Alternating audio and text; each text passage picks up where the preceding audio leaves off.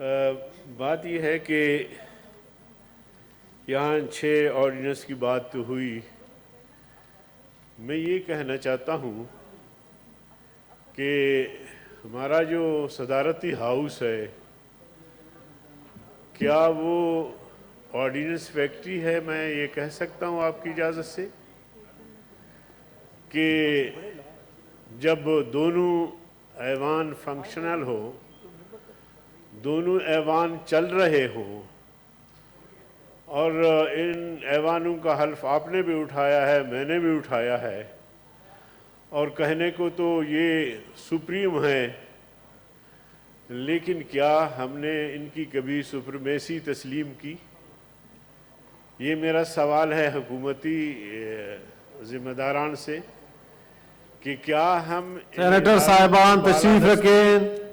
جی ایدری صاحب تسلیم کر رہے ہیں، اور اگر تسلیم کر رہے ہیں اور کرتے ہیں تو پھر آرڈیننسوں کی کیا ضرورت؟ ادارے چل رہے ہوتے ہیں، قانون سازی ہو رہی ہوتی ہے، بل پیش ہو رہے ہوتے ہیں، پاس بھی ہو رہے ہوتے ہیں، ریجیکٹ بھی ہو رہے ہوتے ہیں، تو کیا ضرورت پڑی ہے ان کو جناب والا کہ ادارے موجود ہو اور صدر صاحب کے آرڈیننس جو ہے وہ آرڈیننس پہ آرڈیننس جو ہے وہ آتے رہیں؟ تو میں اس رویے کو، اس طریقے کو اپنی پارٹی کی طرف سے کنڈم کرتا ہوں. دوسری بات یہ ہے کہ جہاں تک گلبھوشن کی بات ہے، نیب قوانین کی بات ہے، دیکھیے انڈیا جب سے پاکستان بنایا ہے، انڈیا اس وقت سے ہماری حیثیت کو اس نے تسلیم نہیں کیا ہے، اور اس کی پوری کوشش رہی ہے کہ کسی نہ کسی طریقے سے پاکستان کو یا ختم کیا جائے، تحلیل کیا جائے، یا کمزور کیا جائے. اور ایک مرحلہ 1970-71 میں آیا اور آپ نے دیکھا کہ پاکستان تقسیم ہو گیا. اس میں پاکستان کا کتنا کردار ہے، پاکستان کی لیڈرشپ کا کتنا کردار ہے، پاکستان کے جنرلوں کا کتنا کردار ہے، وہ ایک تاریخ کا حصہ ہے، لیکن اس میں انڈیا بہرحال برابر شریک تھا اور اس نے پاکستان کی تقسیم میں کردار ادا کیا. اور اس کے بعد اب تک آپ دیکھتے ہیں کہ داخلت پاکستان میں، انڈیا کے جاسوس پاکستان میں، اور حال ہی میں عالمی اداروں نے یہ کہہ دیا کہ پاکستان میں دہشت گردی انڈیا کے ذریعے ہو رہا ہے، اور انڈیا نے افغانستان میں اپنے دہشت گرد پال رکھے ہیں، اور ان کے ذریعے پاکستان میں دہشت گردی ہو رہی ہے. اور کلبھوشن کا مسئلہ ایک بڑا واضح مسئلہ ہے، تھا، لیکن پتہ نہیں اس سے پہلو ہی کیوں کیا جا رہا ہے، اور اس کو جواز کیوں بنایا جا رہا ہے کہ ہم نے فارمیلٹی پورا کرنے کے لیے عالمی اداروں کا احترام کیا ہے، عالمی اداروں کے اس خواہش کا احترام کیا ہے کہ ان تک رسائی ہو. لیکن انڈیا جو کچھ ہمارے ساتھ کر رہا ہے، یہ ساری رعایتیں ہماری طرف سے ہیں. انڈیا کا اگر پائلٹ پکڑا جاتا ہے تو ایک دن بھی ضائع نہیں کیا جاتا، بڑے پروٹوکول، بڑے احترام کے ساتھ انڈیا کے حوالے کیا جاتا ہے. 5 اگست کو انڈیا جو ہے وہ کشمیر کو ہڑپ کرتا ہے. مودی جو ہے وہ انسانوں کا قاتل اور مسلمانوں کا قاتل، وہ مودی اور مودی حکومت یہ جناب والا کشمیر کو ہڑپ کر لیتے ہیں. تشریف رکھیں منسٹر صاحب. بھی ہمارے پاس ان کے لیے نرمی کی گنجائش ہے. تو ایسے حالات میں جو ابھی حال ہی میں جو اس آرڈیننس پہ جو کیا، اور آرڈیننس کو اچھا ہوا آپ نے کمیٹی کے حوالے کیا، انسداد دہشت گردی آرڈیننس جو کہتے ہیں کہ قومی اسمبلی سے پاس ہوا، کن حالات میں پاس ہوا، اپوزیشن کو آپ نے بات کرنے نہیں دیا، اور یہاں میں میرے خیال میں صورتحال ایسی بنتی، لیکن آپ نے وقتی طور پہ دانش مندی کا مظاہرہ کرتے ہوئے اس کو جو ہے وہ کمیٹی کے حوالے کر دیا.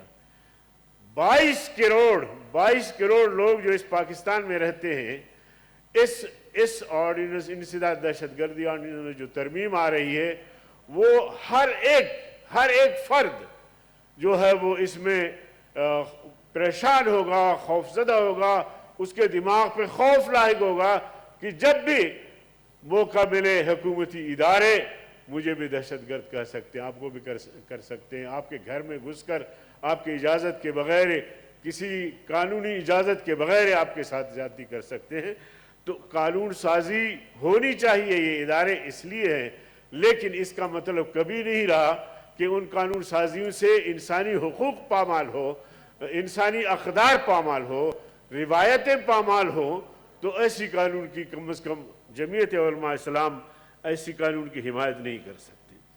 تو اس حوالے سے میں سمجھتا ہوں کہ اب جب کہ رضا ربانی نے بڑا ٹھیک کہا کہ ڈورے کہاں سے ہلتے ہیں، اور اس قانون کے حوالے سے بھی یہ کہا گیا کہ جی عالمی دباؤ ہے، عالمی دباؤ کی وجہ سے، تو اس کا مطلب یہ ہے کہ ہم اپنے مرضی کا قانون نہیں بنا رہے ہیں، بلکہ عالمی دباؤ جو بین الاقوامی اسٹیبلشمنٹ جو ہم سے منوائے کروائے، انہی کے دباؤ میں آ کر ہم سب کچھ کرتے ہیں۔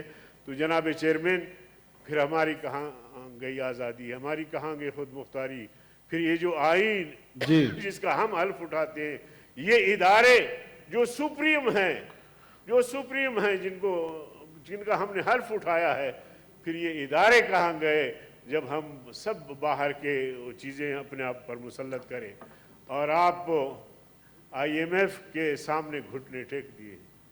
IMF نے جو کچھ کہا وہی کچھ کر رہے ہیں آپ۔ وزیر اعظم کے یہاں وعدے یاد دلائے گئے، میں نے کہا وزیر اعظم نے کس وعدے پر عمل درآمد کیا ہے جو ایک گلبوشن والے مسئلے پر نہیں کیا؟ میں تو سمجھتا ہوں کہ وزیر اعظم کو اگر وعدے یاد ہوتے تو IMF طرف جانے سے پہلے خودکشی کر لیتے۔ مہنگائی، بے روزگاری اور اکانومی کی زبون حالی، آپ دیوالیے کی طرف جا رہے ہیں جناب چیئرمین۔ آپ اثاثے بیچ کر مالیاتی اداروں سے گردشی قرضے، یہ ساری چیزیں آپ پہ بوجھ بنتے جا رہے ہیں، اور آپ کے گھر میں پیدا ہونے والا ہر بچہ جو پیدا ہوتا ہے وہ 2 لاکھ روپے کا مقروض ہوتا ہے۔ تو یہ آپ کہاں لے جا رہے ہیں ملک کو؟ کوئی میگا پروجیکٹ بتائے، کوئی ایسا کام بتائے جو کہا جائے کہ ہاں PTI کی حکومت نے 2 سال میں جو ہے وہ بڑے کام کیے ہیں۔ ان میں سے ایک یونیورسٹیوں کا جال بچھائیں گے، سڑکوں کا جال بچھائیں گے، سیک پیک پہ جو کام ہو رہا تھا وہ رک گیا ہے۔ اور ہمارے بلوچستان کی بات تو اخبارات میں، ٹی وی چینلز پہ اظہار افسوس بھی کیا جاتا ہے، لیکن اگر آپ دیکھیں تو یوب کے راستے سے آپ سفر نہیں کر سکتے، سڑکیں ٹوٹی ہوئی ہیں۔ آپ کے اپنے علاقے کی سڑکیں، آپ اگر چاغی کا سفر کریں، وہ سڑک ملاحظہ فرمائیں تو بالکل آپ بھی اتفاق کریں گے کہ ہاں جی کچھ بھی نہیں ہو رہا۔ تو آخر ہم اس ملک کو کس طرف لے جا رہے ہیں جناب چیئرمین؟ تو اس طرح حکومتیں نہیں چلتی، نہ اس کی کوئی گنجائش ہے اس قسم کی رویے کی اور اس کردار کی۔ تو میں تو سمجھتا ہوں کہ جو کچھ انہوں نے آرڈیننس کے حوالے سے باتیں کی ہیں، ہم اس چیز سے اتفاق نہیں کرتے ہیں۔ اور آگے اگر انسداد دہشت گردی کا بل آئے گا تو اس میں کمیٹی میں ہم ہوں گے تو ہم اپنی رائے دیں گے، ورنہ تو ہاؤس میں دیں گے، اور ہم پوری قوم کو جو ہے وہ دہشت گرد ڈکلیئر کرنے کے لیے تیار نہیں ہیں۔